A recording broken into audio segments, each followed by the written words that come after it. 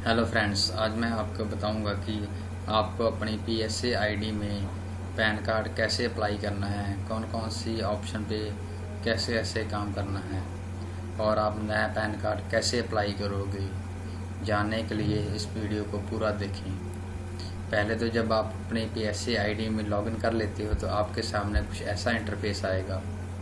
तो आपको यहाँ पे सिंपली ओके पे क्लिक कर देना है।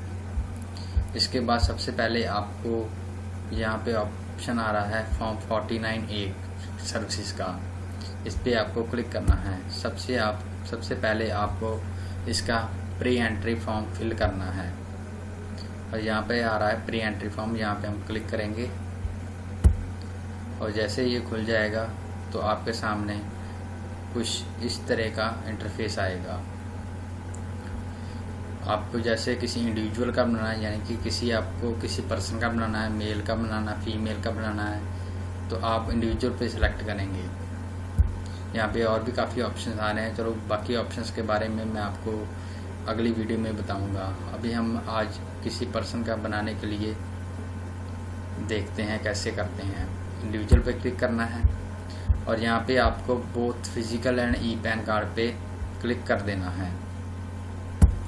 और यहाँ पे अगर आपके सामने अगर कोई मेल है या फीमेल है, तो अगर कोई अनमैरिड है तो आपको यहाँ से सेलेक्ट कर लेना है। जैसे आप किसी मेल का बना रहे हैं तो आपको यहाँ पे श्री सेलेक्ट कर लेना है। श्री सेलेक्ट करने के बाद यहाँ पे आपको उसका लास्ट नेम फिल करना है। लास्ट नेम जैसे कोई है और यहाँ पे फर्स्ट नेम फिल करने के बाद यहाँ पे आप फुल नेम उसका ऑटोमेटिकली आपको यहाँ पे शो होगा। अब यहाँ से जब आप एप्लीकेंट का टाइटल सेलेक्ट करेंगे तो ऑटोमेटिकली यहाँ पे उसका जेंडर सेलेक्ट होगा। अगर आप श्रीमती करते हैं तो फीमेल आ जाएगा, कुमारी करते हैं तो भी फीमेल आ जाएगा, अगर श्री करते हैं तो मेल आ जाएगा, जैसे कि यहाँ पे आ चुका है। अब यहाँ पे हमको उसकी डेट ऑफ बर्थ फिल करनी है एग्जैक्ट जो उसके आधार कार्ड पे है, जैसे कि है यहाँ पे आपको उसकी डेट ऑफ बर्थ फिल कर देनी है। फिल करने के बाद यहाँ पे आपको सेलेक्ट करना है whether the mother is a single parent and you wish to apply for PAN furnishing the name of your mother only. अगर आप अगर आपकी मदर सिंगल है जिसका आप बना रहे हैं पैन कार्ड, तो आपको यहाँ पे यस करना है, नहीं तो आपको नो करना है। बेसिकली हम ज़्यादातर यहाँ पे हम नो करते हैं, तो इसलिए हम यहाँ पे नो सेलेक्ट कर देंगे। और यहाँ पे आपको सेलेक्ट करना है सेलेक्ट फादर्स और mother name to be printed on the PAN card. यहाँ से आपको फादर नेम सेलेक्ट कर लेना है और उसके बाद फादर नेम का लास्ट नेम और फर्स्ट नेम फिल कर देना है। जैसे यहाँ पे मैं फिल कर देता हूँ जो भी मेरे कस्टमर का फादर का नेम है वो यहाँ पे मैं फिल कर देता हूँ। और यहाँ पे मदर नेम ऑप्शनल होता है, अगर आप फिल करना चाहते हैं तो फिल कर सकते हैं, नहीं करना चाहते तो फिर भी आपका पैन कार्ड अप्लाई हो जाएगा।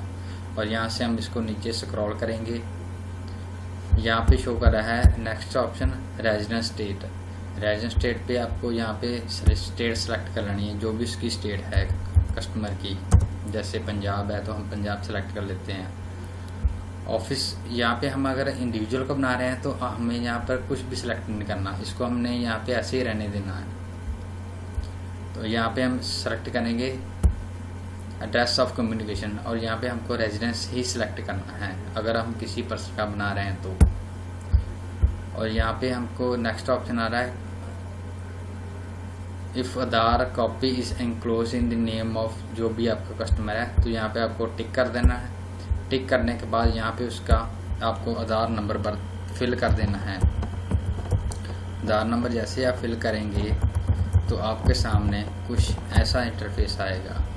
जैसे आप नेक्स्ट कॉलम पे क्लिक करते हैं तो आपके सामने री एंटर आधार का ऑप्शन आएगा, तो आपको यहाँ पे उसका आधार री एंटर कर देना है, जो भी आपके कस्टमर का आधार नंबर है। जैसे आप फिल करेंगे यहाँ पे आपको ओके पे क्लिक कर देना है।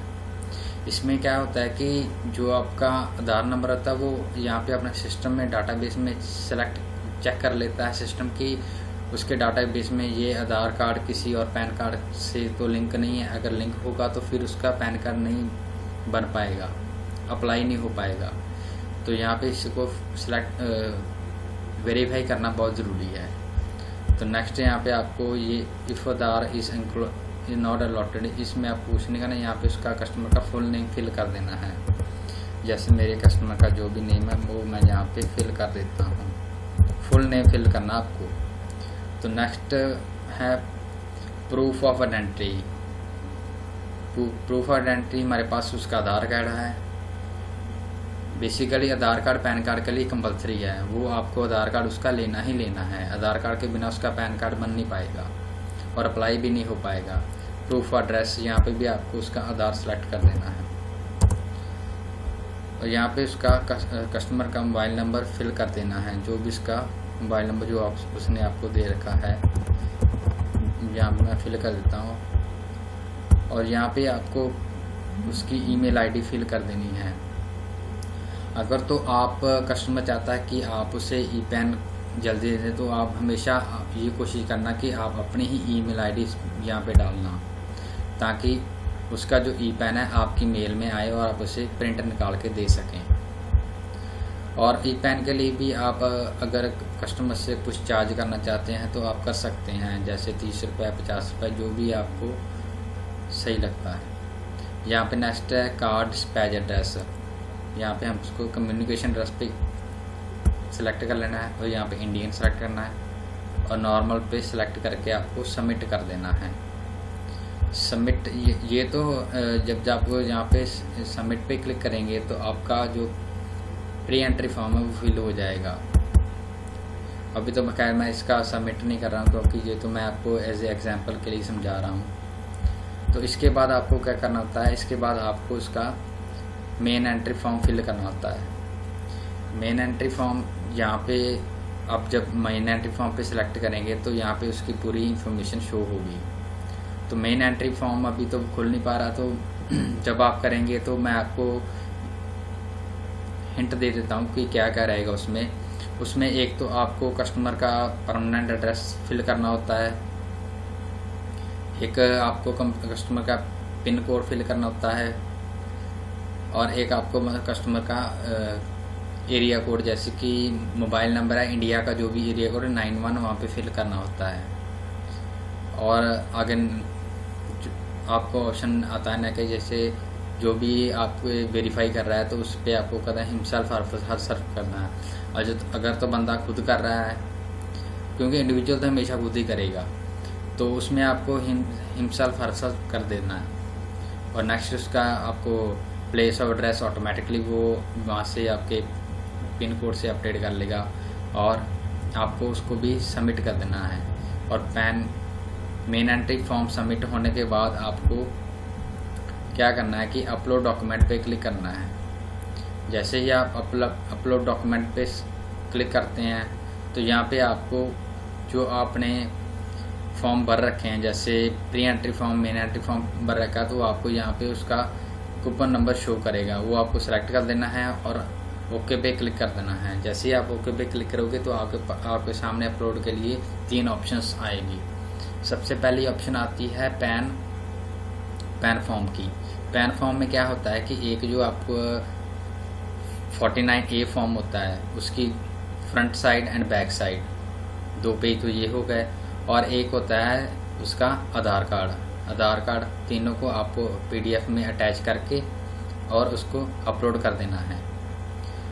अपलोड करने के बाद आपको उसकी एक फ़ोटो अपलोड करनी है। फ़ोटो अपलोड करने के लिए आपको पहले उसको रीसाइज करना पड़ेगा।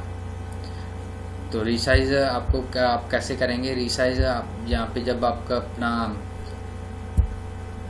ये डैशबोर्ड खोलेंगे तो आपके सामने ये ऑप्शन आएगा, ये वाला इंपोर्ट लिंक्स पे जैसे ही आप क्लिक करेंगे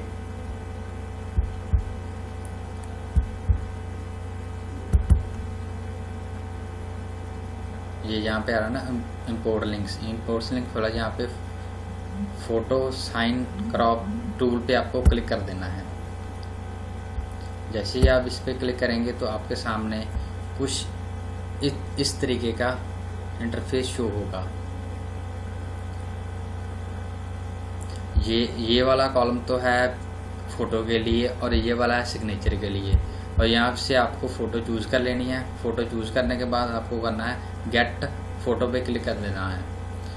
और ये जो आपको विड्थ दे रखी है 213, हाइट दे रखी है 213 और DPI 300, ठीक है। इसी में वो आपकी फ़ोटो कन्वर्ट होके आपको डाउनलोड हो जाएगी।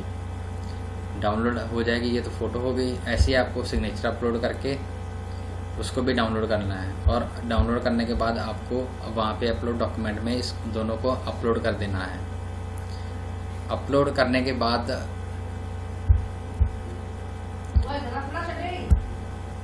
आपको क्या करना है कि अपलोड करने के बाद आपको जैसे वो सबमिट हो जाएगा तो यहाँ पे आपको फिर से आपको फॉर्म 49A सर्विस पे सिलेक्ट करना है। और यहाँ पे आपको ऑप्शन आ रहा होगा जनरेट बैच पे क्लिक करेंगे तो आपने जितने भी बैच बना रखे होंगे, यानी कि जितने भी आपने पैन कार्ड फॉर्म अप्लाई कर रखे होंगे, प्री एंट्री फॉर्म और मेन एंट्री फॉर्म और डाटा डॉक्यूमेंट्स अपलोड कर रखे होंगे, तो उसका यहाँ पे एक कूपन नंबर के साथ आपको ऑप्शन आएगा, उसको आपको सिलेक्ट करके और सबमिट कर देना है, ठीक है। जब तक आप ये बैच उसका और आपका बैच जनरेट हो जाएगा। जब तक आप उसका बैच नहीं जनरेट करोगे तब तक आपका पैन कार्ड प्रोसेसिंग में नहीं आएगा, क्योंकि जब आप सारा काम कर लेते हो और बैच नहीं जनरेट करते हो तो आपका जो पैन कार्ड है वो पेंडिंग में पड़ा रहेगा। और जब भी आप उसका बैच जनरेट करोगे तभी उसका प्रोसेस आगे का शुरू होगा। और जैसे आप ये कर देते हो, बैच जनरेट कर देते हो, तो उसके बाद आपको क्या करना होता है कि तो आपका उसके साथ ही आपका ये पैन कार्ड अप्लाई करने का प्रोसेस कंप्लीट हो जाता है। उसके बाद मैक्सिमम 5 दिनों में आपका जो ई-पैन होता है, आपने जो ईमेल आईडी दे रखी है, मैं चाहता हूँ कि वैसे तो आप अपनी ही ईमेल आईडी दो उसमें, ताकि आपकी मेल में जो भी ई-पैन आए आपकी मेल में आए। और 5 दिन के अंदर अंदर आपके मेल में उसका ई-पैन आ जाएगा, जो कि आप उसको डाउनलोड करके, अगर किसी को एमरजेंसी ज़रूरत पड़ती है, जल्दी ज़रूरत पड़ती है, तो आप उसको डाउनलोड करके प्रिंट निकाल के लैमिनेट करके उसको दे सकते हो। और उसके भी आप उसको कुछ पैसे चार्ज कर सकते हो, जैसे भी आपको सही लगता है तो आप कर सकते हो। तो उसके बाद क्या होता है कि उसके बाद कुछ दिनों